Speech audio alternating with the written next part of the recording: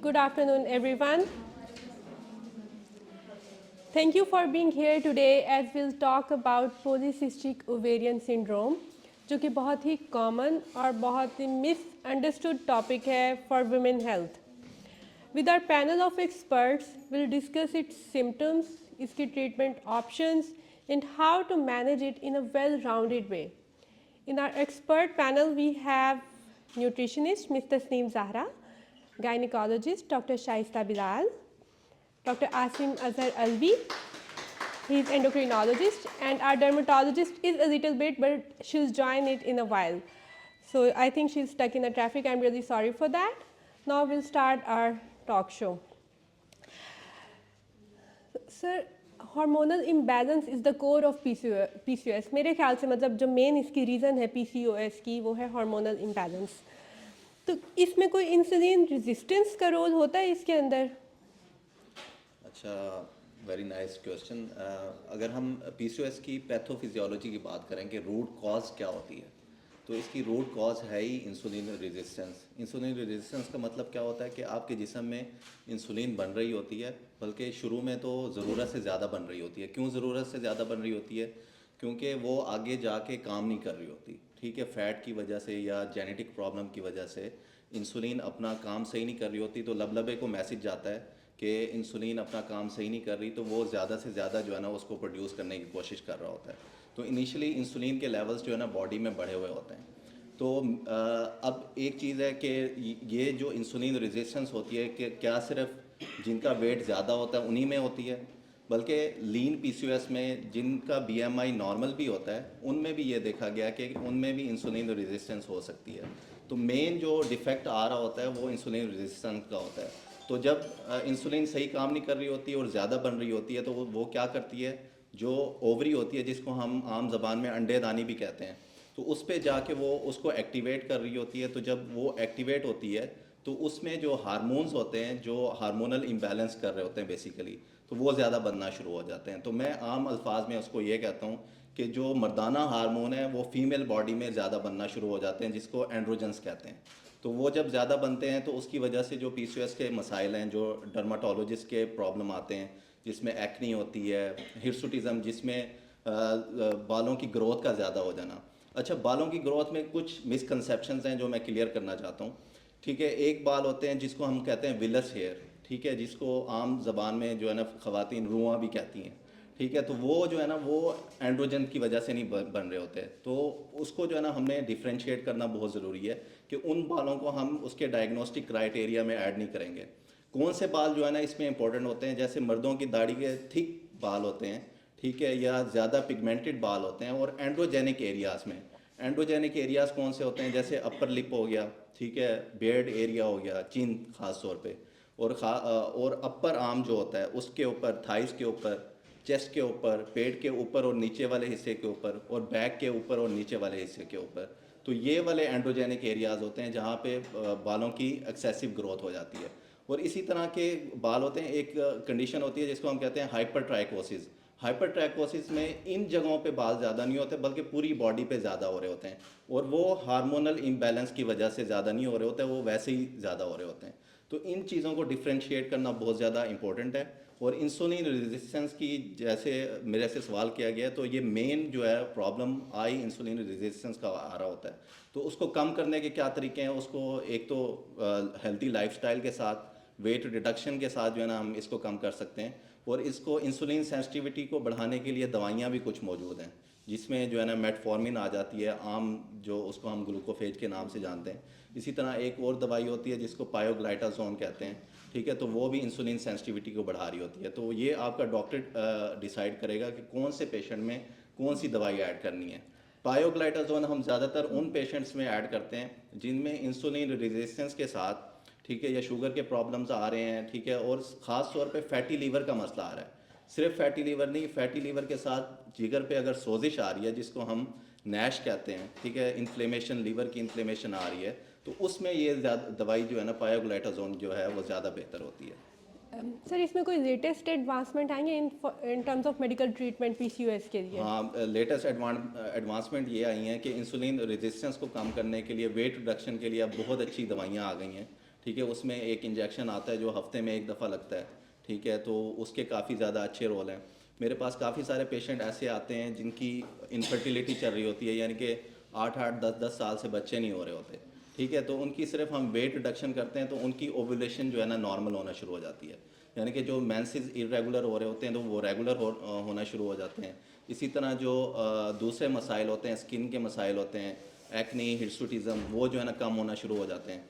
तो मैं अपने पेशेंट्स को एक बात कहता हूँ जिनका BMI ज़्यादा होता है, मैं कहता हूँ कि आपकी बीमारी चेहरे पे बाल नहीं है, आपकी बीमारी एक्नी नहीं है, आपकी बीमारी माहवारी के मसाइल नहीं है, आपकी बीमारी इनफर्टिलिटी नहीं है, आपकी बीमारी ब्लड प्रेशर नहीं है, आपकी बीमारी शुगर नहीं है, आपकी बीमारी कोलेस्ट्रॉल नहीं है, आपकी बीमारी क्या है? आपकी बीमारी मोटापा है, ठीक है, आप उसको कंट्रोल करें, आपकी सारी चीज़ें जो है ना नीचे वाली कंट्रोल होना शुरू हो जाती हैं। सिर्फ आप 5 से 10% वज़न अगर अपने जिस्म का कम करते हैं, फॉर एग्ज़ाम्पल अगर किसी का 100 किलो वज़न है, उसमें से वो सिर्फ 5 किलो या 10 किलो वज़न कम कर ले, तो उसके साथ मेटाबॉलिक प्रॉब्लम्स इतने बेहतर होना शुरू हो जाते हैं कि आप उसका अंदाज़ा ही नहीं लगा सकते। उससे ब्लड प्रेशर अच्छा कंट्रोल होना शुरू हो जाता है, ठीक है, शुगर कंट्रोल होना शुरू हो जाती है, कोलेस्ट्रॉल कंट्रोल होना शुरू हो जाता है, एक्सेसिव हेयर जो आ रहे होते हैं, और ख़ास तौर पे वो वाले पेशेंट जिनके हम बार बार लेज़र सेशन कर रहे हैं फिर भी हेयर ग्रोथ कंट्रोल नहीं हो रही, तो वो वेट रिड्यूस करेंगे, हार्मोनल इम्बैलेंस उनका नॉर्मल होगा, तो लेज़र थेरेपी भी ज़्यादा इफ़ेक्टिव हो जाएगी। तो आप लोगों ने ज़्यादा फोकस अपने BMI पे करना है, और लेटेस्ट जो एडवांसेस हैं उसमें यही है कि वेट लॉस जो मेडिकेशन है अब बहुत अच्छी आ गई हैं, पाकिस्तान में भी अवेलेबल हैं, और अभी कुछ और भी आ रही हैं। ऐसी दवाइयाँ आ गई हैं कि जिनका इफ़ेक्ट जो हम वज़न कम करने वाली सर्जरी करते हैं, जिसको बैरिएट्रिक सर्जरी करते हैं, तो उस जितना जो है ना वो वेट लॉस कर रही होती हैं। सर इसमें एक मेरा और नेक्स्ट क्वेश्चन ये है कि PCOS के साथ क्या लॉन्ग टर्म हेल्थ कॉम्प्लिकेशन होती है लाइक डायबिटीज़, ओबेसिटी या कार्डियोवास्कुलर डिजीजेस? ये बहुत ही इंपॉर्टेंट क्वेश्चन है। PCOS का सिर्फ हार्मोनल इम्बैलेंस की वजह से ये वाले मसाइल नहीं होते जो ख़वातीन के मसाइल हैं। इसके साथ जो आपकी दिल की सेहत के लिए जो ख़तरनाक चीज़ें हैं, जिसमें शुगर हो गई, ब्लड प्रेशर हो गया, कोलेस्ट्रॉल हो गया, फैटी लीवर हो गया, उसके चांसेस भी बढ़ जाते हैं। और ये उन लोगों में PCOS, अगर किसी फैमिली मेम्बर को PCOS है तो उसके और फैमिलीज़ में चलता है ये प्रॉब्लम, क्योंकि जीन्स में मसला आ रहा होता है। तो ख़वातीन में तो ये मसला आ रहा होता है PCOS का, और उसके साथ ये सारे मेटाबॉलिक प्रॉब्लम्स भी हो सकते हैं। जो मर्द मेंबर हैं उस फैमिली के, उनमें ये वाले मसाइल तो नहीं होते, लेकिन ये जो मेटाबॉलिक प्रॉब्लम्स हैं, ख़ास तौर पे शुगर, ब्लड प्रेशर, कोलेस्ट्रॉल, और जब ये मसाइल ज़्यादा होंगे तो दिल के भी मसले जो है ना बढ़ने के चांसेस हो जाते हैं ऐसे पेशेंट्स में। Thank you so much, Dr. Asim. Thank you very much. Now I would like to introduce Dr. Chaman Farooq. She is our dermatologist and she has joined us. Madam, welcome. And PCOS, madam ज़्यादातर manifest करता है skin conditions के साथ like acne and hirsutism, तो हम इसको इसकी reason क्या होती है PCOS में, ये क्यों होता है और हम इसको कैसे मैनेज कर सकते हैं? Thank you so much Zara. अच्छा क्वेश्चन है और बहुत पूछे जाने वाला क्वेश्चन है। देखें, कुछ तो डॉक्टर आसिम ने इस चीज़ को एक्सप्लेन कर दिया कि एंड्रोजन्स हैं जिस सारे प्रॉब्लम को ख़राब करें। अब होता ये है कि बहुत सारी जगहों से लेज़र ट्रीटमेंट के बाद बहुत जगह से इलाज करवाया है, एक्नी ठीक नहीं हो रही, but they were never evaluated for PCOS कि आपके पीरियड्स कैसे हैं, आपका वेट ज़्यादा है, और उसको समटाइम्स अगर डॉक्टर कह भी देता है कि वज़न कम करें तो उसको बहुत ही लाइट लिया जाता है कि हाँ हाँ कम नहीं होता, आप बता दें क्या करें। सो डॉक्टर ने बताना है डेफिनेटली, बट उसे करना आपने है। तो जो स्किन के प्रॉब्लम्स हैं जैसे एक्नी है, हिर्सुटिज्म है, और इसके अलावा एंड्रोजेनिक एलोपेशिया, मांग चौड़ी हो रही है, हेयर फॉल हो रहा है, ठीक है, उसके लिए आप डिफरेंट प्रोसीजर्स की तरफ ज़रूर चले जाते हैं, पेशेंट्स वज़न कम करने की तरफ नहीं आते। सो PCOS का मेन रीज़न जो हमारी स्किन है, ये largest organ of the body है। इतनी बड़ा ऑर्गन अगर बॉडी के अंदर कुछ चल रहा है, कुछ ख़राब चल रहा है, जैसे हार्मोन्स आपके ब्लड में सर्कुलेट करते हैं, तो वो स्किन को भी ज़ाहिर अफेक्ट करते हैं। एंड्रोजन ज़्यादा होंगे तो एक्नी भी ज़्यादा बढ़ेगी। एक्नी क्योंकि जो हमारे सेबेशियस ग्लैंड है वो भी डिपेंडेंट है हमारे इन्हीं हार्मोन्स पे। इस तरह से जो हमारे यानी हिर्सुटिज्म क्या होता है, वहाँ बाल आना जहाँ पे मेल्स के बाल आते हैं, जहाँ पे फीमेल्स के यूजुअली नहीं होते, और मेल्स की तरह मोटे बाल आना, जैसे आपके आईब्रोज के बाल हैं, इतने थिक बाल आ जाना, ये होता है हिर्सुटिज्म। सो अक्सर फीमेल्स जो खुद को ओवर डायग्नोज करती हैं विद पीसीओज, वो अपने रुएं को कहती हैं, विलिस हेयर को बोलती हैं कि ये हमारा हिर्सुटिज्म हुआ हुआ है, और जो जिनके बहुत ज़्यादा लेज़र सेशंस के बाद भी रिस्पॉन्स नहीं आता, उनके भी ज़ाहिर एंड्रोजन ज़्यादा होते हैं। एंड्रोजन्स को कम करेंगे तो ये सारे प्रॉब्लम्स बेहतर हो जाएंगे। और इसी तरीके से जो आपके ब्लड में जो चीज़ सर्कुलेट कर रही है, अगर आप उसको एड्रेस नहीं करेंगे और आप सिर्फ स्किन डिपेंडेंट, हमने सेरावे का क्लींजर यूज़ किया है, हमने फ्लांस ब्रांड की चीज़ें यूज़ की हैं, हम ठीक नहीं हुए, क्योंकि ज़ाहिर है आप कैसे ठीक हो सकते हैं, वो सब मैनिफेस्ट कर रहे हैं on your skin. So proper referral, proper guidance patient को कि आपने अब इसके बाद कहाँ जाना है, आपने सिर्फ स्किन को नहीं सोचना, बल्कि आपने सेकेंड लाइन और जो प्रॉपर उसकी रीज़न है उसके पीछे जाना है। जब तक ये नहीं किया जाएगा, पेशेंट इसी तरीके से एक डर्माटोलॉजिस्ट से दूसरे डर्माटोलॉजिस्ट के पास जंप करता रहेगा। तो एक बड़ा इम्पॉर्टेंट क्वेश्चन है कि एक कोई स्पेसिफिक स्किन केयर रूटीन है जो पीसीओएस रिलेटेड एक्ने या हिर्सुटिज्म में अगर हम अडेप्ट करें तो may be it is helpful? अच्छा देखिए, बेसिकली हम यहाँ पे मैं कहूँगी कि ये सपोर्टिव थेरेपी होती है। जब एंड्रोजन ज़्यादा हैं और आपका सेबेशियस ग्लैंड की एक्टिविटी ज़्यादा है, तो डेफिनेटली आपके फेस के ऊपर पेशेंट्स कहते हैं ओपन पोर्स हो गए हैं, ठीक है। वो बेसिकली सेबेशियस ग्लैंड इतना एक्टिव है, वो जिस रास्ते से गुजर रहा है वो वाला पोर ओपन हो रहा है, ठीक है। पेशेंट को ये लग रहा है कि मेरे पोर्स ओपन हो रहे हैं, बेसिकली वहाँ से सीबम ज़्यादा गुजर रहा है। सो क्लींजर्स और इस तरह की चीज़ें जैसे कि सैलिसिलिक एसिड बेस्ड क्लींजर और ऐसी चीज़ें जो कि आपके सीबम की प्रोडक्शन को थोड़ा कम करती हैं, लाइक नाइसिनामाइड, एसिलिक एसिड जो आपके स्किन की सरफेस को बेहतर करता है, पीसीओएस के पेशेंट्स को हम ये रिकमेंड करते हैं। लेकिन बात फिर वही है कि हमने रूट कॉज को देखना है कि रीज़न है क्या उसकी। In the same way hirsutism के लिए we offer different type of lasers, लेकिन पेशेंट को पहले ये बताया जाता है you have to treat the cause, laser तभी काम करेगा। नहीं तो कुछ पेशेंट्स होते हैं जो बताते हैं कि हमने कहा फ़लाँ जगह से 10 सेशन लिए, फ़लाँ जगह से 20 सेशन ले लिए, हम ठीक नहीं हो रहे, हमारे फिर भी चेहरे पे बाल आ रहे हैं। सो उसकी रीज़न यही होती है कि बॉडी में हार्मोन्स जब मुसलसल पीछे से, मैं कहती हूँ एक फैक्ट्री आपकी चल रही है जहाँ से चीज़ें बन बन के बाहर आ रही हैं, तो आप सिर्फ जो बाहर जो प्रोडक्ट आ रही है आप उसको एलिमिनेट करते हैं, आप उस फैक्ट्री को शट डाउन नहीं करते। जब तक आप उस फैक्ट्री को बंद नहीं करेंगे तब तक आपका स्किन का प्रॉब्लम चलता रहेगा। इसमें अर्ली इंटरवेंशन कितनी इंपॉर्टेंट है? Like if patient is having PCOS, वो मेडिकल ट्रीटमेंट से है but she is having skin problems, तो उसने अर्ली इंटरवेंशन करनी चाहिए या she should wait for the medical treatment to finish and see the results? अच्छा, ये बहुत अच्छा और इम्पॉर्टेंट क्वेश्चन है, और बहुत सारे लोग इस चीज़ को सही से समझते नहीं हैं। यानी जब हम उन्हें स्ट्रेस ये दे रहे होते हैं ना कि गो टू एंडोक्रिनोलॉजिस्ट, अपना इलाज करवाएं, तो ये उस चीज़ को ये इस तरह से परसीव कर लेते हैं कि शायद अगर हम सिर्फ उन्हीं के पास जाएंगे और इलाज करवाएंगे तो स्किन ठीक हो जाएगी। ऐसा नहीं होता। बहुत सारी इसकी जो कॉम्प्लिकेशंस हैं, स्पेशली जिस तरह से एक्नी है, एक्नी चली जाती है, स्कारिंग छोड़ जाती है, उसके बाद एक लाइफ लॉन्ग जर्नी होती है एक्नी के स्कार्स को हील करने के लिए। आप डिफरेंट प्रोसीजर्स करवाते हैं, आपकी कॉस्ट बढ़ जाती है और आपका कॉन्फिडेंस कम हो जाता है। सो अर्ली इंटरवेंशन बड़ी ज़रूरी है। जैसे ही एज सून एज आपको साइंस आते हैं किसी किस्म के, आपको सिम्टम्स डेवलप होते हैं, आपको एक्नी आने लग जाती है, तो एक्नी को ट्रीट हमने डेफिनेटली करना है। यानी ऐसा नहीं है कि आप एक्नी को फेस पे रहने दें कि मेरे हार्मोन्स ठीक होंगे तो मैं ठीक हो जाऊँगी, वो क्योंकि एक्नी अगर आई है वो स्कारिंग ज़रूर छोड़ेगी।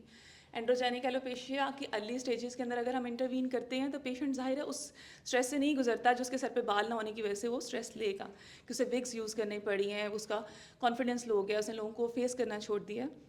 इसी तरीके से मेरी कुछ हिर्सुटिज्म की पेशेंट्स हैं, वो आती हैं और कहती हैं हम आपको दुआएं देते हैं, हमने लोगों से मिलना छोड़ दिया था क्योंकि लोग हमें पूछते थे यहाँ क्या हुआ है। वो क्या करते थे, वो प्लकिंग करती थी, वो फीमेल्स, या इवन लेज़र भी करवाती थी, पिगमेंटेशन और प्रॉब्लम्स होते थे, तो उनका ये इशू बढ़ जाता था। अगर आप जल्दी इंटरवीन करते हैं, आप जो जो प्रॉब्लम आता जा रहा है उसको ठीक करते जाते हैं, तो एटलीस्ट वो वाले प्रॉब्लम जो आपको फेस करने पड़ते हैं, बीइंग अ फीमेल, आपकी एस्थेटिक सारी ख़राब हो जाती है, तो वो नहीं होती। इसलिए early intervention dermatological point of view से भी बहुत इंपॉर्टेंट है कि आपको जो जो साइंस और सिम्टम्स फेस पे आ रहे हैं या आपकी बाकी बॉडी पे आ रहे हैं उसको भी टाइमली ट्रीट किया जाए। Thank you so much, madam. Please pass the mic. Madam, diet का बड़ा इंपॉर्टेंट रोल है पीसीओएस की मैनेजमेंट में, and I guess every day life में डाइट का बड़ा इंपॉर्टेंट रोल है। तो डाइट में कौन सी चेंजेस से हम इंसुलिन लेवल्स को बेटर रेगुलेट कर सकते हैं? क्या ऐसी चेंजेस हैं या नहीं? Thank you so much. सबसे पहले तो ये बहुत ही अच्छा प्रोग्राम है जो कि हमारे, मुझे लगता है कि हर दूसरी तीसरी खातून के इसी तरह के ही सवाल होते हैं, और जैसा कि डॉक्टर आसिम ने भी और डॉक्टर चमन ने भी मेंशन किया कि वेट का एक बहुत इम्पॉर्टेंट रोल है, और हम सबको पता है कि वेट क्यों ज़्यादा हो जाता है? एनर्जी इनटेक ज़्यादा है, हमें जितनी ज़रूरत है उससे ज़्यादा हमारी कैलोरी कंजम्पशन है। कैलोरीज़ क्या होती हैं? जिस तरह हम वेट को किलो में मैयर करते हैं, उस तरह खाने की वज़न बढ़ाने की सलाहियत को हम कैलोरीज़ में मैयर करते हैं कि हमें इतनी एनर्जी चाहिए अपनी डे टू डे रोज़ाना की बुनियाद पे जो हम काम कर रहे हैं उसको मैनेज करने के लिए। सो जहाँ हमारी कैलोरीज ज़्यादा हो जाती हैं वहाँ वज़न ज़्यादा हो जाता है। सो पहली चीज़ वही कि मोटापा कम होना चाहिए। इसके अलावा कुछ लोग वेट कम करते हैं और एक्सरसाइज नहीं करते, मसल मास पट्टे भी गिर जाते हैं। सो वो एक हेल्दी वेट लॉस नहीं है। एक्टिव लाइफस्टाइल बहुत ज़्यादा इंपॉर्टेंट है अगर आपने वेट मैनेजमेंट की बात कर रहे हैं। सो 30 मिनट्स की लिए तेज़ चलना या फिर किसी और किस्म की एक्सरसाइज करना या रेजिस्टेंस एक्सरसाइज यानी कि थोड़ी सी वेट ट्रेनिंग। हम ख़वातीन आमतौर से बिल्कुल ज़रूरत महसूस नहीं करती कि हमें वेट ट्रेनिंग की ज़रूरत है। हमें लगता है ये सिर्फ मर्दों का ही काम है कि उन्होंने जाके अपने वो बाइसेप्स ट्राइसेप्स डेवलप करने हैं। Weight training is suggested for everyone, बड़ा बच्चा औरत मर्द हर एक के लिए, कि कम से कम हफ्ते में 2 दफ़ा, 3 किलो नहीं तो 5 किलो नहीं।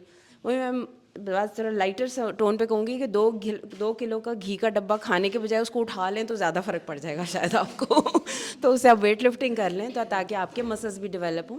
जितनी ख़वातीन हमारे पास आती हैं बहुत ही रेयर होता है कि किसी के up to the mark muscle mass हो। सो वेट कम करना है कैलोरी इनटेक कम करके, और मसल्स को ज़्यादा करना है, फैट्स नीचे जाएं मसल्स ऊपर जाएं। सेडेंट्री लाइफस्टाइल एक बहुत बड़ी रीज़न है पीसीओएस की। सो जो कि हम ख़वातीन में बेवजह पीसीओएस नहीं होता। हम में से कितनी ख़वातीन हैं जो हमें लगता है कि हम सारा दिन घर में काम करते रहते हैं, हम तो इतना काम करते हैं लेकिन वो कार्डियो नहीं है, आपका हार्ट रेट 100 से ऊपर नहीं जा रहा। सो इट्स वेरी इंपॉर्टेंट कि फ़िज़िकल एक्टिविटी रखी जाए कम अज़ कम 30 मिनट्स डेली और ऑन मोस्ट डेज ऑफ। अच्छा संडे की छुट्टी करनी है ना करें, उस दिन वॉक करने जाएं, लेकिन बाकी दिन तो जाएं। 5 डेज़ अ वीक कर लें, बिल्कुल ठीक है। उसके अलावा वही मैंने आपसे बात की कि वेट मैनेजमेंट और फूड ग्रुप्स, कोई भी चीज़ निकालने की ज़रूरत नहीं है। अब मेरे पास परसों भी एक पेशेंट थी, उन्होंने कहा कि जी मुझे, जो भी उनकी डाइटिशियन थी जो भी थी, उन्होंने कहा कि भई आपने गोश्त कोई नहीं खाना, ब्रॉयलर चिकन नहीं खाना, दूध बिल्कुल नहीं पीना। उनको 4-6 महीने हो गए दूध छोड़ दिया उन्होंने। और मतलब देखें, हम सबको पता है कि फाइनेंशियल रिस्ट्रेंट्स हर एक के होते हैं।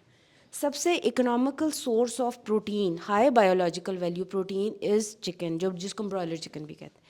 उसका उसके साथ कोई ताल्लुक़ नहीं है पीसीओएस के साथ। कोई किताब उठा के देख लें, कोई स्टडी उठा के देख लें, उसका डायरेक्ट पीसीओएस के साथ कोई ताल्लुक़ नहीं है। बहुत ज़्यादा खाएंगे वज़न बढ़ जाएगा तो शायद फ़र्क पड़ जाए, बट ये 100 ग्राम फ्राइड खाएंगे, तेल की मिकदार ज़्यादा कर देंगे तो वज़न बढ़ जाएगा।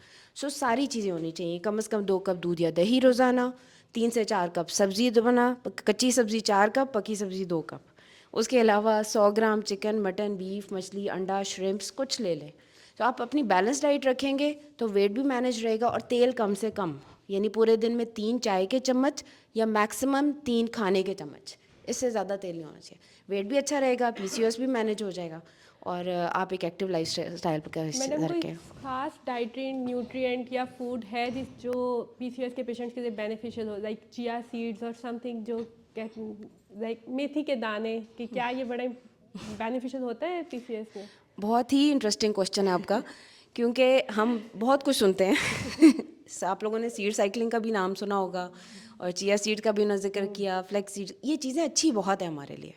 यानी अगर आप ये चीज़ें अपनी डाइट में शामिल रखें, जैसे पम्पकिन सीड्स रखें, जैसे आप फ्लैक्स सीड्स रखें, अलसी के बीज जिनको हम कहते हैं, आपकी डाइट में अच्छे रहें, शामिल रहें तो अच्छी बात है, लेकिन विद इन कैलोरी लिमिट। लेकिन हमारे पास इतना कोई डाटा नहीं है, इतने ज़्यादा डाटा स्ट्रॉन्ग एविडेंस कैसे आता है कि बहुत सारे लोगों को देखा गया कि आया अभी उनकी ओवरीज में सिस्ट नहीं बनी, ऐसा डाटा भी हमारे पास नहीं है। जैसे हम नमाज़ पढ़ते हैं ना, तो हम कुछ नमाज़ें होती हैं जो वाजिब होती हैं और कुछ होती हैं नफली नमाज़ें। मैं इन सीड्स को ना नफली समझ लूँगी ठीक है, आप करना जिसको मुबाह, जिसमें ना कोई बुराई हो और ना हमारे पास इतना एविडेंस है कि बहुत अच्छाई हो, नॉट स्पेसिफिक टू पॉलीसिस्टिक। तो अगर आप ले लें तो अच्छी बात है, लेकिन एक्चुअली इम्पैक्ट तब बढ़ेगा जब आपका वेट, लेकिन अब हमारे पास कुछ ऐसे पेशेंट्स आते हैं जिनका वेट का मसला ही नहीं होता।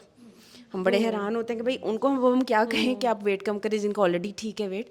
तो उसके लिए ये इंपॉर्टेंट होता है कि एक तो उनका सारी चीज़ें शामिल हों, जैसा कि मैंने आपको कहा कि सब्जियां, फल, दूध, दही, रोटी, चावल, गोश्त सब कुछ शामिल हो, तेल कम से कम हो। तेल की मिकदार ज़्यादा होती है, वेट उनका बड़ा अच्छा मैनेज होता है, लेकिन ओवरऑल जो एक कॉम्पोजिशन होती है ना कि घी का इस्तेमाल ज़्यादा है या तेल का इस्तेमाल ज़्यादा है। और दूसरा उसके अलावा एक सर्केडियन रिदम का एक बड़ा इंपॉर्टेंट रोल होता है कि रात को सोना और दिन को जागना, इसका उसके साथ लिंक है पॉलीसिस्टिक ओवरीज। सो अगर आपको पॉलीसिस्टिक ओवरी सिंड्रोम का प्रॉब्लम है तो आई वुड सजेस्ट कि रातों को सोया करें और दिन को जागा करें। ठीक है, उससे भी उसका एविडेंस है हमारे पास। सो सीड्स बेनिफिशियल हो सकते हैं बट नॉट एविडेंस, कोई स्ट्रॉन्ग एविडेंस नहीं है कि उसका डायरेक्ट उसके सोल्यूशन है उसके साथ थैंक यू ना। सो much madam. Ma'am from gynae perspective most common reproductive health challenges क्या हैं जो पीसीओएस की फीमेल्स को फेस करने पड़ते हैं? ये बड़ा अच्छा क्वेश्चन है। मैं तो सबसे पहले ना एक्सप्लेन करना चाहूँगी कि पॉलीसिस्टिक ओवरीज होती क्या चीज़ है। अभी तक हमने ऑडियंस को नहीं बताया। According to guidelines Rotterdam criteria होता है जिसमें हम पॉलीसिस्टिक ओवरीज को डायग्नोज करते हैं। 3 क्राइटेरिया हैं। एक है कि अल्ट्रासाउंड के ऊपर हमें पॉलीसिस्टिक ओवरीज नज़र आए और जो अल्ट्रासाउंड स्पेशलिस्ट उसको डायग्नोज करे, गायनेकोलॉजिस्ट नहीं। ठीक है। दूसरा है क्राइटेरिया के मेल हार्मोन जैसे एंड्रोजन्स हमने कहा था उसके सिम्टम्स जैसे एक्नी और फेशियल हेयर वो अगर बॉडी में ज़्यादा है। तीसरा है कि आपको पीरियड्स इरेगुलर आ रहे हैं जिसको ओलिगोमेनोरिया या एमेनोरिया या इरेगुलर स्पॉटिंग हम कहते हैं, यानी 2-2 3-3 महीने पीरियड्स आ ही नहीं रहे, या हर महीने हल्की हल्की स्पॉटिंग हो रही है, या बिल्कुल ही पीरियड्स नहीं आ रहे। ठीक है। अब ये 3 क्राइटेरिया में से मिनिमम 2 क्राइटेरिया हों तो हम कहते हैं कि पॉलीसिस्टिक ओवरीज है। और स्पेशली टीनेजर्स में क्योंकि एक्नी वैसे उनको होती है तो उसमें कहते हैं गाइडलाइंस कि ये तीनों क्राइटेरिया होने चाहिए, फिर हम किसी को पॉलीसिस्टिक ओवरीज लेबल करेंगे। अब इसके रिप्रोडक्टिव एज पे क्या हेल्थ इश्यूज़ हो सकते हैं? अगर हम अनमेरिड गर्ल्स में देखें तो सबसे पहले तो उनमें पीरियड्स इरेगुलर, जैसे मैंने बताया कि उनको प्रोलॉन्ग साइकिल हो सकता है कि 2-2 3-3 महीने पीरियड्स नहीं आ सकते, या उनको ये होता है कि हर महीने 2-2 दफ़ा पीरियड्स भी आ गए। इसके अलावा इमोशनल हेल्थ इश्यूज़ काफ़ी ज़्यादा हो जाते हैं। क्यों? क्योंकि जब फेशियल हेयर और एक्नी होती है, बॉडी वेट उनका ज़्यादा होता है, तो उनको उनकी मेंटल हेल्थ बड़ी मुतासर होती है, जिसकी वजह से इनमें डिप्रेशन, एंग्जाइटी इनमें काफ़ी कॉमन हो जाता है इन लोगों में। और इसी तरह अगर हम मैरिड कपल्स फीमेल्स में जाते हैं तो इनफर्टिलिटी क्यों होती है कि पॉलीसिस्टिक ओवरीज में मेन इशू क्या होता है कि एनोवुलेशन होती है। एनोवुलेशन का क्या मतलब है कि जब रेगुलर साइकिल आते हैं तो डे 14 पे जिनका रेगुलर साइकिल हो तो ओवरी एक अंडा रिलीज़ करती है जिसको हम ओवुलेशन कहते हैं, जिससे आपकी साइकिल जो है वो रेगुलर रहती है। पॉलीसिस्टिक ओवरीज में क्या होता है कि छोटे छोटे बहुत ज़्यादा अंडे इकट्ठे बनते हैं, बट एक अंडा मैच्योर नहीं हो पाता। जब वो मैच्योर नहीं होता, हार्मोन्स इरेगुलर होते हैं, ओवुलेशन नहीं होती, जिसकी वजह से फिर प्रेगनेंसी नहीं होती। तो anovulation is the major reason infertility में, और पॉलीसिस्टिक ओवरीज एक बहुत बड़ी रीज़न है इनफर्टिलिटी की फीमेल्स में। इसी तरह इंसुलिन रेजिस्टेंस, जैसे डॉक्टर आसिम ने कहा था कि इंसुलिन रेजिस्टेंस होती है, जिसकी वजह से फिर फ्यूचर में डायबिटीज़, मेटाबॉलिक सिंड्रोम जैसे इनमें काफ़ी कॉमन है, डायबिटीज़, लिपिड ज़्यादा होना, कोलेस्ट्रॉल ज़्यादा होना, later on ischaemic heart disease.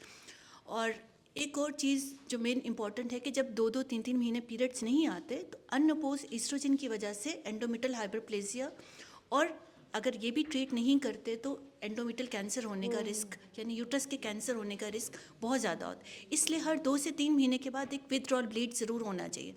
आपने घर में नहीं बैठना कि मुझे 2 महीने 3 महीने पीरियड्स नहीं आ रहे तो कोई बात ही नहीं आ रही, नहीं, आपको डॉक्टर के पास जाना चाहिए और इसका ट्रीटमेंट लेना चाहिए। अच्छा मैडम, यहीं पे अगर मेंस्ट्रुअल इरेगुलरिटीज़ हो रही हैं तो हम उसको फिर कैसे ट्रीट करते हैं? अच्छा, मेंस्ट्रुअल इरेगुलरिटी देखिए, एक मैंने कहा कि मेन कॉमन रीज़न क्या है, एनोवुलेशन और इंसुलिन रेजिस्टेंस। तो इसका ट्रीटमेंट क्या है? Lifestyle change. सबसे पहले क्या है कि आपने अपना लाइफस्टाइल ठीक करना है। लाइफस्टाइल क्या है? पॉलीसिस्टिक ओवरी एक मल्टी डिसिप्लिनरी टीम की ज़रूरत है। इसमें आपके पास ये नहीं कि आप गायनेकोलॉजिस्ट के पास चले गए तो आपका ट्रीटमेंट हो गया, नहीं। जैसे हम एक टीम बैठे हैं, इसमें गायनेकोलॉजिस्ट, इसमें डर्मेटोलॉजिस्ट, एंडोक्राइनोलॉजिस्ट और न्यूट्रिशनिस्ट, इसमें इन चारों की इंपॉर्टेंस है। जब आप इन चारों के साथ अपना ट्रीटमेंट कराएंगे, अगर आपके फेशियल हेयर और इनकी है तो आप डर्मेटोलॉजिस्ट के पास जाएं। पीरियड्स का जैसे मैंने कहा कि हर 2 महीने, ज़रूरी नहीं कि आपको हर महीने रेगुलर पीरियड आए तो ही आप एक नॉर्मल होंगे, लेकिन हर 2 महीने के बाद आपको पीरियड ज़रूर आने चाहिए। चाहे आप उसके लिए प्रोजेस्ट्रोजेंस लें, चाहे आप रेगुलर ओरल कॉन्ट्रासेप्टिव पिल्स अपने डॉक्टर के प्रिस्क्रिप्शन के मुताबिक वो इस्तेमाल करें। इसी तरह जब आप अपना वेट कम करेंगे एक्सरसाइज के साथ, डाइट के साथ एक्सरसाइज में मैं ये कहना चाहूँगी कि जिस तरह डॉक्टर मैम तस्नीम ने कहा था कि हाई इम्पैक्ट एक्सरसाइज, इसमें cycling is very good exercise. Polycystic ovary specially cycling या ट्रेडमिल आप करें, जिसमें आपकी जो कार्डियो एक्सरसाइजेस है ना, आपकी पल्स रेट कम से कम आपकी बेस लाइन पल्स से 10 से 15 बीट ज़्यादा हो, आपको पसीना आए, वो वाली एक्सरसाइज कम से कम 30 मिनट्स इन 5 डेज़, यानी वीकेंड्स पे आप ना करें। और घर में आप ट्रेडमिल या कपड़े टांगने की बजाय ना उसको एक्सरसाइज करने के लिए इस्तेमाल करें। इसी तरह जब आप एक्सरसाइजेस करते हैं ना, आप जिम ज्वाइन करें और आप ग्रुप एक्सरसाइजेस करें। जब आप घर में एक्सरसाइज करते हैं तो आपको मोटिवेशन नहीं मिलती। जब आप ग्रुप एक्सरसाइजेस करते हैं तो आपको 4-5 फ्रेंड्स हैं, आपको मोटिवेशन मिलती है, हाँ मेरा इतना वेट कम हो गया, मेरा इतना कम हो गया, तो आपको मोटिवेशन मिलती है। तो ये चीज़ें बड़ी इंपॉर्टेंट है जब आप अपना लाइफस्टाइल चेंज करते हो। और साथ डेफिनेटली आप मेडिकेशन लेते हो तो उससे आपके पीरियड इरेगुलरिटी काफ़ी बेहतर हो जाती है। एंड जो फीमेल्स मैरिड हैं and they are trying to conceive but they have PCOS, जो उन्हें पहले से पता है कि मुझे पीसीओएस है, now I am trying to conceive, तो हमारे पास ट्रीटमेंट ऑप्शंस अवेलेबल हैं, और अगर हैं तो क्या क्या ट्रीटमेंट ऑप्शंस अवेलेबल हैं? अच्छा, इसमें भी जैसे मैंने कहा कि इनफर्टिलिटी, एक तो सबसे पहले ना हमें लेबल करना है कि हमने डॉक्टर के पास जाना कब है। ठीक है, 1 ईयर ऑफ लिविंग टुगेदर, एक हस्बैंड वाइफ 1 ईयर हो गया और आपके बेस लाइन बाकी टेस्ट आपके नॉर्मल, आप डॉक्टर के पास गए हैं, बाकी टेस्ट आपके ठीक हैं, फिर आपको अगर पीसीओएस डायग्नोस हुआ है और आपकी बाकी यानी जो मेन इनफर्टिलिटी का क्राइटेरिया है लैब्स का वो नॉर्मल है, तो मोस्टली पीसीओएस में एनओवुलेशन इज़ द लीडिंग कॉज, जिसमें आपकी प्रेगनेंसी नहीं हो रही अगर, तो उसमें एनओवुलेशन को ट्रीट करने के लिए फिर बेसिक आज का लाइफ जो हमारे सेशन का यही है कि आपने अपना लाइफस्टाइल सही करना है। 5 to 10% ऑफ योर जो वेट लॉस है, यानी अगर आपका जैसे डॉक्टर आसिम ने कहा था 100 kg है, आप उसमें से 5 या 10 किलो कम कर लेते हैं ना, तो बहुत हाई चांस हो जाते हैं आपके नेचुरल कंसीव करने के, ओव्यूलेशन भी बेहतर हो जाती है और प्रेगनेंसी, स्पॉन्टेनियस प्रेगनेंसी का चांस काफ़ी ज़्यादा हो जाता है।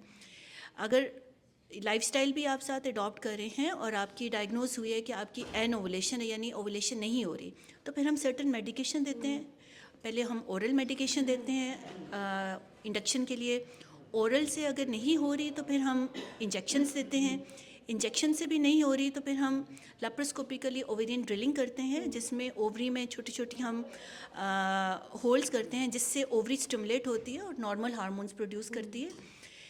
अब अगर हम देखें कि ये सारी चीज़ें सक्सेसफुल हुई हैं, ओव्यूलेशन हो रही है और फिर भी प्रेगनेंसी नहीं हो रही आफ्टर टेकिंग 6 to 9 साइकिल्स, फिर हमें आर्टिफिशियल रिप्रोडक्टिव टेक्निक्स यानी IVF की तरफ फिर हमें जाना चाहिए। लाइक सिर्फ मेडिकेशंस ही नहीं है, हमारे पास और ऑप्शंस हैं इंजेक्टेबल्स, या अगर सिर्फ मेडिकेशंस ट्राई किए हैं तो इस पे ही मायूस नहीं होना, वी हैव अदर ऑप्शंस। अच्छा, एक मेरा आप सबसे क्वेश्चन है जो मैं भी बहुत ज़्यादा पेशेंट से सुनती हूँ, आप सब भी यकीनन सुनते होंगे, दैट इज़ कि मैं ओबीस हूँ but because I have PCOS, तो मेरा वज़न तो कम नहीं होगा, मेरा तो वज़न असल में पीसीओएस ये की वजह other से way ये round कम नहीं होता है। Actually that is other way हाँ, around. Other way round. Mostly weight ज़्यादा होता है तो पीरियड्स ख़राब होते हाँ हैं। जी। हम समझते हैं कि पीरियड नहीं आ रहे तो हमारा वेट ज़्यादा हो गया है। Actually this is other way round. आप वेट कम करेंगे, आपके पीरियड ऑटोमेटिकली बेहतर हो जाएंगे। लाइफस्टाइल अच्छा करेंगे तो पीरियड्स ऑटोमेटिकली बेहतर यानी हो मैं ये जाएंगे। पूछना चाह रही हूँ कि कोई भी रेजिस्टेंट वेट नहीं होता, ऐसे ही ये पूछना। पीसीओएस में वेट रिड्यूस करना थोड़ा सा डिफिकल्ट होता है बिकॉज ऑफ इंसुलिन रेजिस्टेंस। ठीक किस है। लिए कि इंसुलिन है ग्रोथ हार्मोन, वो आपको मज़ीद हेल्दी करता है। तो जब तक आप थोड़ा सा आम बंदे की निस्बत आपको थोड़ी सी ज़्यादा मेहनत करनी पड़ेगी वेट रिडक्शन के लिए। Thank you so much. And अगर ऑडियंस में से किसी का कोई क्वेश्चन है तो we are all here to answer that. एक क्वेश्चन है मेरा। जी मैम। जिस तरह ही हम बात कर रहे हैं अभी पीसीओएस की, ये बताएं कि क्या जिन खवातीन को जिनको पीरियड्स खत्म हो गए हो उनको भी इसका होता है कि कोई फियर हो सकता है कि ये हो सकते हैं डेवलपमेंट में भी?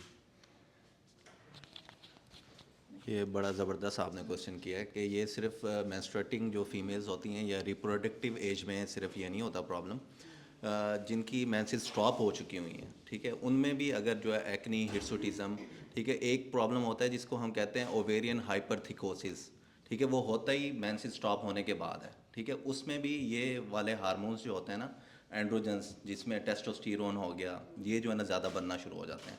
तो ऐसी भी फीमेल, और ख़ास तौर पे जो सबसे इम्पोर्टेंट चीज़ है ना, अगर किसी को ये वाले सिम्टम्स, क्योंकि पीसीओएस के जो सिम्टम्स होते हैं ना वो स्लोली डेवलप होते हैं, आहिस्ता आहिस्ता। अगर किसी को बहुत तेज़ी से डेवलप हो रहे हैं, ठीक है, तो हमें सिर्फ पीसीओएस पे ही नज़र नहीं रखनी चाहिए, वो ओवरी का या फिर जो है एक गुर्दे के ऊपर गदूद होता है जिसको कहते हैं हम एड्रीनल, उसका कैंसर भी हो सकता है। तो उसमें वो तेज़ी से ये सिम्टम्स डेवलप होते हैं, ठीक है, एक्नी, हिर्सुटिज़म, ठीक है, और वॉइस जो है ना चेंज होना शुरू हो जाती है, ख़वातीन की वॉइस जो है ना मर्दों की तरह होना शुरू हो जाती है, ठीक है, इसी तरह मसल मैस बढ़ना शुरू हो जाता है। तो हमने ये ज़्यादा ख़तरे वाली चीज़ को भी अपने माइंड में रखना है, और ये प्रॉब्लम जो मसला है ये वाला मेंसेस स्टॉप होने के बाद भी हो सकता है। Good question. उसमें ऐड मेटाबॉलिक सिंड्रोम भी काफ़ी हाँ, मेटाबॉलिक सिंड्रोम ज़ाहिर बात है, और जो जो एज बढ़ती है हमारा मेटाबॉलिज्म स्लो होता है। आपने देखा होगा कि यंग एज में वेट लॉस करना इजी होता है, ठीक है, जो जो एज इंक्रीज़ होती जाती है तो वेट लॉस करना मुश्किल होता जाता है। तो हमें करना बेसिकली क्या चाहिए, जो जो एज इंक्रीज़ होनी चाहिए, हमारी डाइट को कम होना चाहिए और फिज़िकल एक्टिविटी को बढ़ना चाहिए। लेकिन हम जो है ना उल्टा कर रहे होते हैं, ठीक है, अपनी डाइट को हम बढ़ा देते हैं और फिज़िकल एक्टिविटी को कम कर देते हैं। तो इसलिए जो है ना वेट रिडक्शन एज के साथ मुश्किल होता जाता है। मैं एक चीज़ ऐड करना चाह रही थी जो मैं आपको पहले डाइट के हवाले से कहना भूल गई कि इंसुलिन रेजिस्टेंस है ना, यानी इंसुलिन क्या है बेसिकली, जब हम कार्बोहाइड्रेट्स या नशास्ते वाली चीज़ें खाते हैं तो उससे हमारे ब्लड में ग्लूकोज लेवल जब बढ़ता है तो हमारा जो लबलबा है वो इंसुलिन भेजता है और वो आके उस ग्लूकोज को ब्लड में से रिमूव करके सेल्स में एंटर करती है। ये उसका बेसिकली काम है। अब कार्बोहाइड्रेट्स की बहुत सारी इकसाम है, या जिसको हम निशास्ता भी कहते हैं। हमें ये रोटी, चावल, फल, दूध, दही, दालें, चने, लोबिया, आलू, मटर, मकई, इन चीज़ों से मिलता है। अब इसमें इम्पॉर्टेंट ये है कि और इसकी एक सादी किस्म है जिसको हम चीनी, शहद, शक्कर, ब्राउन शुगर, सिंपल कार्बोहाइड्रेट। आपने कॉम्प्लेक्स कार्ब्स लेनी है, ऐसे नशास्ते लेने हैं जो आहिस्ता आहिस्ता शुगर को बढ़ाते हैं। जैसे एक हमारे पास मैदा है, जैसे पूरी बनती है, नान बनता है, बाकी बहुत सारी चीज़ें, खमीरी रोटी बनती है। हमने वो आटा इस्तेमाल करना है जो खालिस चक्की आटा है, जिसके अंदर उसका छान बुरा भी है, उसके बाहर की लेयर भी है, वो सारे होल जो गंदम का खोशा जो पूरे का पूरा जब पीसा जाता है ना चक्की के अंदर, तो हमें होल व्हीट इस्तेमाल करना है। ये चीज़ बहुत ज़्यादा इंपॉर्टेंट है कि हमें लो ग्लाइसेमिक इंडेक्स चीज़ें इस्तेमाल करनी है, जो कि चीज़ें जो शुगर को एकदम से तेज़ी से नहीं बढ़ाते। इसके अलावा कुछ फल हैं जैसे केला, आम, अंगूर और तरबूज, ये हाई ग्लाइसेमिक इंडेक्स होते हैं। इनको कम से कम खाली पेट नहीं लेना, उससे पहले आपने कोई कॉम्प्लेक्स कार्ब्स लिए हों, कोई प्रोटीन बोटी वगैरह लिए हो, फिर वो स्पाइक भी नहीं ला सकता शुगर के अंदर। तो ये चीज़ इंपॉर्टेंट है कि वाइट आटा इस्तेमाल नहीं करना या छान बुरा निकाला हुआ आटा इस्तेमाल नहीं करना, खालिस पूरा मुकम्मल चक्की आटा इस्तेमाल करना। शुक्रिया। इंसुलिन रेजिस्टेंस पे जैसे आपने बताया कि एक्नी होती है, हिर्सुटिज्म होता है, तो और क्या क्या सिम्टम्स हो सकते हैं इंसुलिन रेजिस्टेंस अच्छा, के? डर्माटोलॉजिस्ट के पास ना काफ़ी सारी ख़वातीन एक और मसले की वजह से भी जा रही होती हैं कि उनका जो है ना कलर फेड हो रहा है या अच्छी डार्कनिंग ऑफ स्किन हो रही है, ठीक है, ख़ास तौर पे गर्दन के पीछे वाली साइड जो है, अंडर आर्म्स हो गए, अंडर लेग्स होगी, ठीक है, तो ये जो है ना काली हो रही हैं, ठीक है, तो वो डर्माटोलॉजिस्ट के पास जा रही होती हैं, और ये जो है ना हमें क्लिनिकली बगैर किसी टेस्ट किए हुए पता चलता है कि ये जिस्म में इंसुलिन की रेजिस्टेंस हो रही है, ठीक है, और ये वेट बढ़ने की वजह से हो रही है। तो आप जो वेट कम करते हैं, तो काफ़ी सारी मेरी ख़वातीन या यंग गर्ल्स हैं जिनकी काफ़ी ज़्यादा डार्कनिंग ऑफ स्किन थी, उन्होंने सिर्फ 5-10 किलो वज़न कम किया तो उनको कोई वाइटनिंग क्रीम लगाने की भी ज़रूरत नहीं है, ठीक है, तो वो जो है ना उनकी स्किन जो है ना फेयर हो गई। तो वो बेसिकली इंसुलिन रेजिस्टेंस की वजह से हो रहा होता है। तो वेरी गुड क्वेश्चन, और जो है ना डर्माटोलॉजिस्ट भी मेरे से जो है ना एग्री करेंगी क्योंकि काफ़ी सारी ख़वातीन इस वजह से भी जो है ना वो कर रही होती हैं कंसर्न। अच्छा, एक छोटी सी मैं पूछना चाह रही थी कि मल्टीग्रेन जिस तरह कहते हैं वो आटा वो ज़्यादा बेहतर है, जिस तरह आप कह रही हैं कि मल्टीग्रेन इस्तेमाल कर लें या खालिस गंदम का चक्की आटा इस्तेमाल कर लें, ग्लाइसेमिक इंडेक्स का कोई ख़ास फ़र्क नहीं है सब में, चाहे बाजरा, ज्वार, जौ, जो मर्ज़ी भी कर लें, मिक्स भी कर लें तो भी ठीक है, अलग भी खालिस चक्की आटा इस्तेमाल कर लें तो भी ठीक है। एक होता है पीसीओएस, ठीक है, एक होता है पीसीओडी, तो इसमें क्या डिफरेंस है? और एक जैसे पॉलीसिस्ट बन जाते हैं आपकी ओवरी में, और दूसरा अक्सर आप डायग्नोस करते हो तो उसमें 1 या 2 सिस्ट होती है, तो इनमें क्या डिफरेंस है? अच्छा, देखो पीसीओएस और PCOD same, polycystic ovary syndrome और पॉलीसिस्टिक ओवरी डिजीज़, तो दे बोथ आर सेम। ये मैंने जैसे बताया था कि 3 हैं उनमें से 2 क्राइटेरिया हों तो फिर आप पॉलीसिस्टिक ओवरी डिजीज़ या सिंड्रोम में होगे। सिंपल अगर ओवरी के अंदर छोटी छोटी पॉलीसिस्टिक ओवरीज बन रही हैं, हम अल्ट्रासाउंड का क्राइटेरिया होता है ऑलमोस्ट 9 to 11 पेरिफेरली अरेंज, जिस तरह एक नेकलेस के बीड्स होते हैं ना, उस तरह ओवरी के अंदर वो हो, और या ओवरी का जो टोटल वॉल्यूम है ना 10 ml से ज़्यादा हो, दोनों में से एक चीज़ हो, फिर हम कहेंगे ओवरीज पॉलीसिस्टिक हैं। लेकिन जब तक सिम्टम्स नहीं होंगे, सिर्फ एक क्राइटेरिया ओवरीज के अंदर अगर पॉलीसिस्टिक हैं तो हम इसको पॉलीसिस्टिक ओवरी सिंड्रोम नहीं कहेंगे। हम सिर्फ कहेंगे, बस इस पेशेंट को हम यही कहेंगे कि तुम अपना वेट कंट्रोल में रखो, अपनी डाइटरी स्टाइल अच्छा रखो, तो तुम्हें पॉलीसिस्टिक ओवरी सिंड्रोम नहीं होगा। बट वो जैसे ही अपना वज़न बढ़ाएगी या वो अपना जो है डाइटरी इनटेक अपना फैट्स और इस तरह की अनहेल्दी चीज़ें ज़्यादा कर, तो फिर उसको पॉलीसिस्टिक ओवरी सिंड्रोम हो जाएगा। इसके अलावा जो आप सिस्ट की बात कर रहे हो, सिस्ट होती हैं कि अंडेदानी में छोटी छोटी कोई पानी की थैलियाँ मोर देन 3 सेंटीमीटर से छोटे तो फॉलिकल से होते हैं, जिनको हम सिस्ट नहीं कहते। उससे अगर बड़े साइज़ की बन रही हैं उनको हम फिर सिस्ट कहते हैं। उसका फिर डिफरेंट है कि यंग एज में या 40 ईयर के बाद हमें फिर फर्दर टेस्टिंग फिर करानी होती है, कि उसको फिर हमें फॉलो करना होता है। That is a separate thing. खतरनाक है अगर 3 सेंटीमीटर से कम है, तो अक्सर ऐसा भी होता है कि सिस्ट आपकी ट्विस्ट कर जाती है, तो उसके लिए अक्सर डॉक्टर उसका सर्जरी की तरफ आपको रेकमेंड करते हैं। सर्जरी का क्या नुकसान है? और देखो, अगर तो ओवरी सिस्ट जो है ना ट्विस्ट कर गई है तो उसकी अर्जेंट ट्रीटमेंट है सर्जरी। क्यों? इसलिए कि देखो, ओवरी का एक पेडिकल होता है, वहाँ से उसकी ब्लड सप्लाई जा रही होती है। ट्विस्ट का क्या मतलब है कि वो ऐसे करके ना 2-3 बल घूम गया उसके, अब उसकी ब्लड सप्लाई उसको नहीं जा रही, तो ओवरी ब्लड सप्लाई ख़त्म होगी, ओवरी गैंग्रीन हो जाएगी, ओवरी डेड हो जाएगी। ठीक है, तो उसको बचाने के लिए हमें इमरजेंसी, अब तो हमारे पास लेटेस्ट टेक्नोलॉजी है जिसमें हम लेप्रोस्कोपिकली हम उसको डी ट्विस्ट करेंगे और उसको हम उधर ही सपोर्ट करेंगे। इवन अब तो न्यू गाइडलाइंस कहती हैं कि अगर ओवरी गैंग्रीन भी हो गई हो तो आप उसको डी ट्विस्ट करके उसको छोड़ दें। उसकी ब्लड सप्लाई आप 3 दिन के बाद, स्टडीज़ उन्होंने री लेप्रोस्कोपी की तो ओवरी बिल्कुल नॉर्मल उसकी, यानी ब्लड सप्लाई उसकी काफ़ी। पहले लोग क्या करते थे कि ओवेरियन पूरी ओवरी निकाल देते थे, गैंग्रीन हो गई तो पूरी ओवरी निकाल दो। नहीं, अब कहते हैं कि आप उसको डी ट्विस्ट करके उसको छोड़ दो। तो अगर ओवेरियन टॉर्जन है तो उसकी एज सुन एज पॉसिबल आप उसकी लेप्रोस्कोपिकली डी टॉर्जन करें, तो उसकी आप ओवरी और लड़की की पूरी, आप सोच लें कि ओवरी जो है ना वो एक औरत का कीमती ख़जाना है।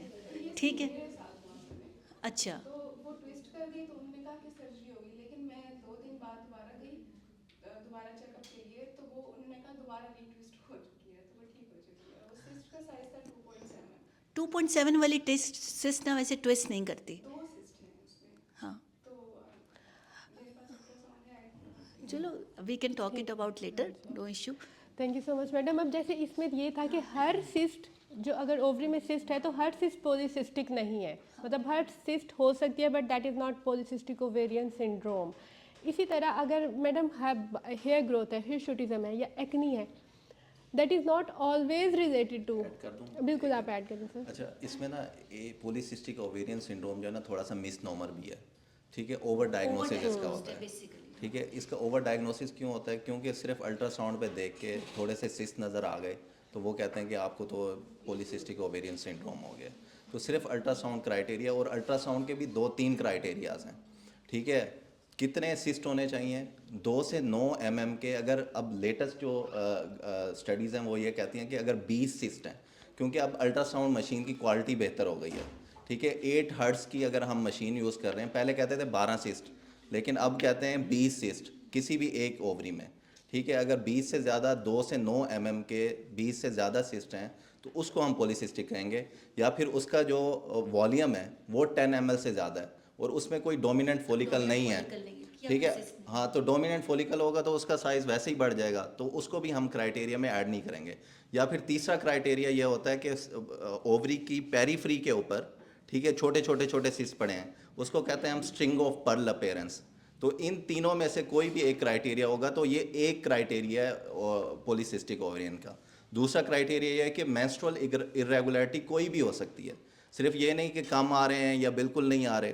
ठीक है, ज़्यादा आना भी इसमें इंक्लूड होता है। ठीक है, और अगर किसी की कंटिन्यूस ब्लीडिंग हो रही है, क्योंकि बेसिकली इसमें क्या होता है कि अगर कुछ अरसे के लिए ब्लीडिंग नहीं होती तो जो बच्चेदानी है उसकी लाइनिंग बढ़ती जाती है, तो उसको शेड होने में ज़्यादा टाइम लगता है। तो काफ़ी सारे मरीज़ ऐसे भी आते हैं जिनको 2-2 3-3 महीने से ब्लीडिंग कंटिन्यूस चल रही होती है।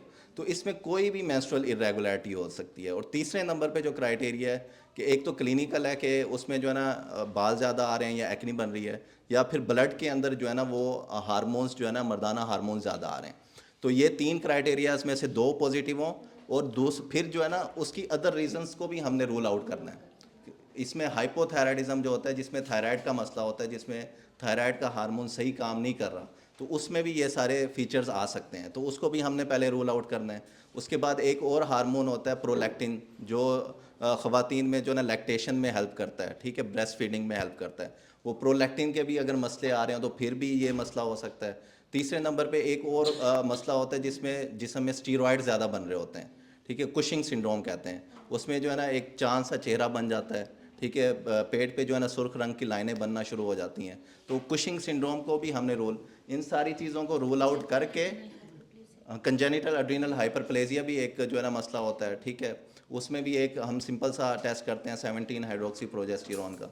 तो ये सारी चीज़ों को रूल आउट करके फिर हमने लेबल करना है। सिर्फ अल्ट्रासाउंड पे वो करके जो है ना हमने उसको डायग्नोज नहीं करना। और दूसरा जो PCOS वाले पेशेंट्स हैं ना, ठीक है, वैसे तो मैडम ने बहुत अच्छा बताया कि अगर किसी कपल को शादी के बाद 1 साल तक अगर वो साथ रह रहे हैं और प्रेगनेंसी नहीं होती, तो हम जो है ना उसका इनफर्टिलिटी का वर्कअप स्टार्ट कर देते हैं। लेकिन PCOS वाले पेशेंट्स का 6 महीने में अगर जो है ना वो अगर प्रेगनेंसी नहीं हो रही, तो उनको जो है ना कंसल्ट करना चाहिए, क्योंकि इनमें इनफर्टिलिटी के चांसेस बहुत ज़्यादा होते हैं। तो इसलिए थोड़ा सा हमने इनका अर्ली वो करना होता है। और 35 साल की जो एज है ना वो काफ़ी क्रिटिकल है, क्योंकि हाँ, एज अर्ली एज पॉसिबल, क्योंकि 35 साल के बाद हर साल 5% जो है ना फर्टिलिटी के चांसेस कम होते जाते हैं। तो 35 साल से पहले पहले जो है ना वो फर्टिलिटी के लिए आपने वो करना है।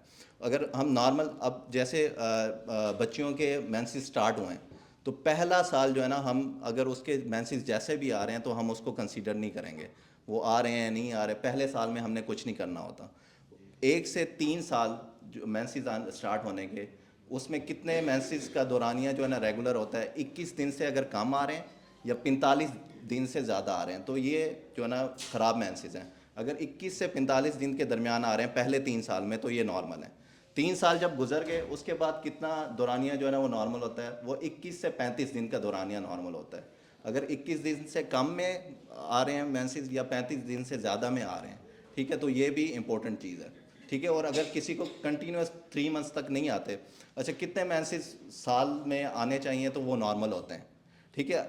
और PCOS का जो इलाज है ना वो पेशेंट स्पेसिफिक है, ठीक है, कि पेशेंट के लिए कौन सी चीज़ इंपॉर्टेंट है, ठीक है। किसी पेशेंट के लिए एक्नी इंपॉर्टेंट होती है, किसी के लिए हिर्सुटिज्म इंपॉर्टेंट है, किसी के लिए मेंस्ट्रुएशन इंपॉर्टेंट है, किसी के लिए फर्टिलिटी इंपॉर्टेंट है। तो हम जो पेशेंट के लिए जो चीज़ इंपॉर्टेंट है उसके अकॉर्डिंगली ट्रीटमेंट करते हैं। फर्स्ट ऑफ ऑल हमने पेशेंट स्पेसिफिक रखना है इसके इलाज को, और दूसरा जो है वो इसकी लॉन्ग टर्म जो कॉम्प्लिकेशंस हैं, जिसमें शुगर, ब्लड प्रेशर, कोलेस्ट्रॉल, और जो उसको जो है ना हमने बचाना है। और जो ख़वातीन जिनको प्रेगनेंसी हो जाती है PCOS वालों की, तो शुरू में ही हमने उनके शुगर के टेस्ट जो है ना करने हैं। एक जो ग्लूकोज पिला के टेस्ट होता है वो हम शुरू में एक दफ़ा करेंगे, और एक दफ़ा फिर 24 से 28 हफ्ते में करेंगे, क्योंकि ऐसे पेशेंट्स को प्रेगनेंसी के दौरान जो बेबी शुगर होती है, जिसको जेस्टेशनल डायबिटीज़ कहते हैं, उसके चांसेस ज़्यादा होते हैं, हाइपरटेंशन के चांसेस ज़्यादा होते हैं, और दूसरा मिसकैरेजेस के चांसेस ज़्यादा हो जाते हैं। एक जो हार्मोन होता है जो प्रेगनेंसी को सेफ रखता है उसको कहते हैं प्रोजेस्टेरोन। तो PCOS वाली ख़वातीन में ये प्रोजेस्टेरोन वाला हार्मोन कम होता है। तो आपके गायनाकोलॉजिस्ट ऐसी दवाइयाँ देते हैं जो प्रेगनेंसी को सेफ रखती हैं, ताकि मिसकैरेजेस के चांसेस जो है ना कम हो जाएं। Thank you sir. Madam, acne scars के लिए PCOS में हम स्पेसिफिकली कुछ कर सकते हैं या वो ज़्यादा रेजिस्टेंट होते हैं? अच्छा देखिए, हमने बात की ना कि जो स्किन के सिम्टम्स हैं, अब आप सब लोगों ने सबकी डिस्कशन सुनी है, तो आपको उसमें अंदाज़ा होगा कि क्लिनिकल सिम्टम्स क्या हैं जिसकी वजह से पेशेंट सबसे पहले डॉक्टर के पास जाता है, ठीक है। अब वो या उसकी स्किन पर आते हैं या उसको पीरियड्स की सूरत में विजिबल होते हैं। पेशेंट ने ब्लड टेस्ट नहीं करवाए हुए कि उसको बताओ कि मेरे हार्मोन्स ख़राब हो रहे हैं। हार्मोन्स के जो सिम्टम्स होते हैं, जो पेशेंट को जो फेस कर रहा होता है, वो या वो अपनी स्किन पे फेस करता है या फिर वो पीरियड्स की इरेगुलरिटी की फॉर्म में फेस करता है। जो प्रॉब्लम वो स्किन पे फेस करता है ज़ारा, उसमें इंसुलिन रेजिस्टेंस के जो सिम्टम्स हैं वो भी आते हैं, हाइपर एंड्रोजनिज्म के सिम्टम्स भी आते हैं, यानी एक्नी, हिर्सुटिज्म, मांग का बड़ा हो जाना और इंसुलिन रेजिस्टेंस के सिम्टम, जैसे इन्होंने बताया कि वेलवेटी स्किन हो जाती है फोल्ड्स की, जिसे हम एकेंथोसिस बोलते हैं, ठीक है। तो एकेंथोसिस, नाइग्रिकन्स और इन सब चीज़ों का ट्रीटमेंट यही है कि वेट लॉस किया जाए। लेकिन एक्नी या एक्नी स्कार्स का जो ट्रीटमेंट है वो साइड बाय साइड चलता है। जितना अर्ली आप एक्नी को इंटरवीन करेंगे उतना लेस चांसेस ऑफ स्कारिंग है। इन द सेम वे आप इसको जितने अच्छे तरीके से इंटरवीन करेंगे, समटाइम्स पेशेंट बहुत अच्छी मेडिकेशन सही तरीके से नहीं ले रहा होता, उसकी एब्जॉर्प्शन अच्छी नहीं हो रही होती, तो एक्नी जब एक्नी स्कार्स बन जाते हैं ऐसे पेशेंट्स के अंदर जिनकी थिक स्किन होती है, तो उनकी ट्रीटमेंट मोडालिटी थोड़ी सी चेंज हो जाती है compare to the normal population.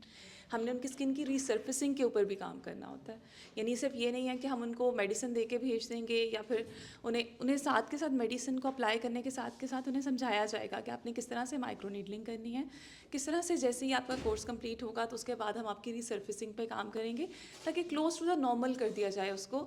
और जब उनका वेट भी नॉर्मल हो जाए, हर चीज़ उनकी, जैसे कि हम रेफ़र करते हैं टू एंडोक्रिनोलॉजिस्ट कि आप उनके पास भी जाएँ, उनको भी मिलें और उन टेस्ट की रिपोर्ट्स हम उन्हें भेजते हैं अक्सर टेस्ट करवा के, या फिर उनके पास डायरेक्ट रेफ़र करते हैं कि वही आपको मज़ीद गाइड कर देंगे कि आपने कौन कौन से टेस्ट करवाने हैं। तो जब हम रेफ़र करते हैं और एक मल्टी डिसिप्लिनरी टीम के तौर पे काम करते हैं, तो जैसे जैसे वेट कम होता जाता है, स्किन इम्प्रूव करती जाती है और हम अपनी तरफ से भी पूरी कोशिश करते हैं। अब डिफरेंट प्रोसीजर्स हैं जैसे कि माइक्रो नीडलिंग, CO2 लेज़र और इसके अलावा RF माइक्रो नीडलिंग। तो ये सब के सब प्रोसीजर्स जो है ना, पेशेंट की स्किन को देख के किए जाते हैं कि उसकी स्किन कैसी है और हमने उसको किस स्टेज के ऊपर कौन सा ट्रीटमेंट ऑफर करना है। यानी ऐसा नहीं है कि एक ही ट्रीटमेंट सबको लग जाएगा। Thank you so much. Any other question? Yes please. Over diagnosis of PCOS में क्या आता है, मतलब आप कैसे कैटेगराइज कर सकते हो कि ओवर डायग्नोसिस है PCOS का? मैं जब क्लिनिक करती हूँ ना तो मेरे पास बहुत सारी बच्चियाँ या मेरिट जो हैं वो आती हैं रोती धोती कि मुझे डॉक्टर ने कह दिया कि तुम्हारे अंडेदानी में पानी की थैलियाँ हैं और तुम्हें PCOS हो गया। अच्छा, जब हम स्कैन करते हैं तो उसके अंदर पॉलीसिस्टिक ओवरी का कोई क्राइटेरिया नहीं होता। तो ये 3, 4, 5, 6 छोटी छोटी अगर सिस्ट या फॉलिकल्स नज़र आ जाते हैं अल्ट्रासाउंड पे, तो यानी जो अभी जिन डॉक्टर्स को इतना अभी आइडिया नहीं है कि पॉलीसिस्टिक ओवरी या इतनी अवेयरनेस नहीं है, या हमारे आपको पता है कि हमारे पाकिस्तान में तो क्वैकरी और बहुत ज़्यादा नर्सेज और ये लोग भी बहुत ज़्यादा क्लिनिक्स कर रहे होते हैं, तो ये फिर पेशेंट्स को बताते हैं कि तुम्हारी तो अल्ट्रासाउंड के ऊपर पानी की थैलियाँ बन गई हैं, तुम्हें तो PCOS हो गया है। तो वो आधी लड़कियां तो मेरे पास इसी तरह आती हैं, जब हम उनका स्कैन करते हैं तो उनके ऊपर कोई पॉलीसिस्टिक ओवरीज नहीं होती, ठीक है। तो जब तक मैंने जो पॉलीसिस्टिक ओवरी का क्राइटेरिया बताया था उसके ऊपर पूरा नहीं उतरता तो पॉलीसिस्टिक ओवरी सिंड्रोम हम नहीं किसी को कह सकते। और इसीलिए मैंने कहा कि अल्ट्रासाउंड हमेशा रेडियोलॉजिस्ट से कराएं, अल्ट्रासाउंड स्पेशलिस्ट से, क्योंकि वो इस फील्ड के एक्सपर्ट हैं, वही ओवरीज को डायग्नोज करें कि अल्ट्रासाउंड पे ये क्राइटेरिया के मुताबिक पूरा उतरती हैं तो हम इनको ओवरीज को पॉलीसिस्टिक कहेंगे और पॉलीसिस्टिक ओवरी सिंड्रोम उस वक्त कहेंगे जब ये क्राइटेरिया पूरा होगा। Any other question? Thank you so much everyone for the participation. आप लोगों को वाउचर मिल होंगे जिस पे डिस्काउंट ऑफ़र है। तो ये डिस्काउंट ऑफ़र हमारी 17 जनवरी से 24 जनवरी तक है फ्रॉम 5 PM to 9 PM।